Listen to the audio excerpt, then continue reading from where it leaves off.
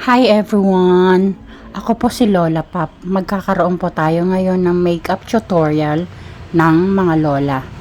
Sabi nila pag magkatanda ka na daw, wag nang mag-makeup. Mas kailangan, di ba? Yan. Una muna moisturizer. Any moisturizer can do kung anong meron sa inyo. And then, biblend mo lang po siya. Next, eye primer. Let it dry. Una sa lahat, ang gagawin ko ay kilay muna. Kailangan malinis ang kilay nyo para makapit yung eyebrow. Ang nilagay ko ay liquid eyebrow na waterproof na po siya. Pag naligay ko siya, good for 3 days na po yan. Hindi siya nabubura. Ayan, biblend ko lang. Yan. Para maging makatotohanan yung kilay, dahil ko konti na yung buhok ng kilay ko, lalagyan ko ng pampatigas. Pwede ring mascara kung meron kayo, kahit anong meron kayo dyan. Next ay lilinisin natin yung gilid ng kilay.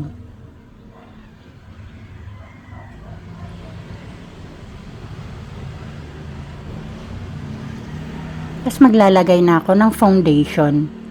Ang foundation ko ay, ang ganda niya, foundation cake, na itatap mo lang. Sa ilalim niya ay meron ng brush na napakalambot, pang-blend niya. Ayan, lagyan sa leeg para pantay sa face.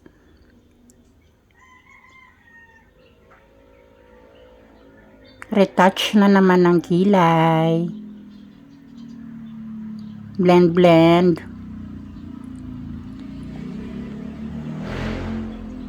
Nalagyan ko ng brown eyeliner sa ilalim ng eyes ko para magmukhang buhay yung mata.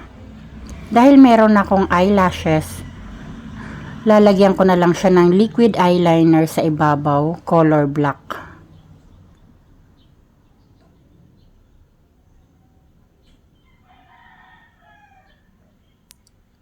Tapos lalagyan ko po ng contour sa eyes and gilid ng nose, chin, cheek. Yan, ibe-blend ko lang siya. Pag hindi kaya ay tinutulungan ko siya ng kamay ko. Ayan, blend na natin. Ang eyeshadow ko ay color dark blue.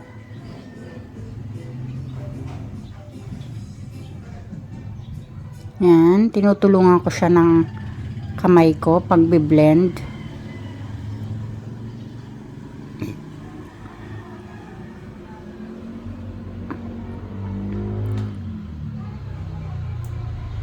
Lalagyan ko siya ng highlighter sa ibabaw ng eyes, nose, cheek.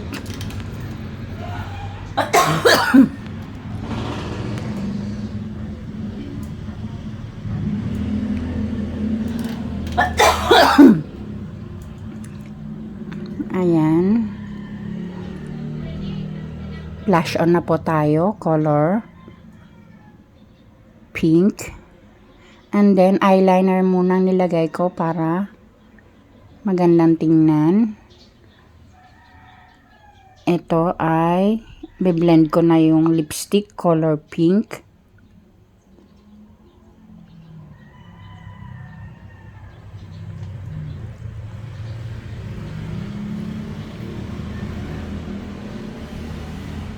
Ayan, nagtanggal na ng ipit ang lola. Ha? Diba, napakasimple lang ng ating tutorial for today. Ayan. Pwede pa naman mag-makeup ang mga lola, diba? Thank you for watching. Please subscribe and like. Bye. God bless.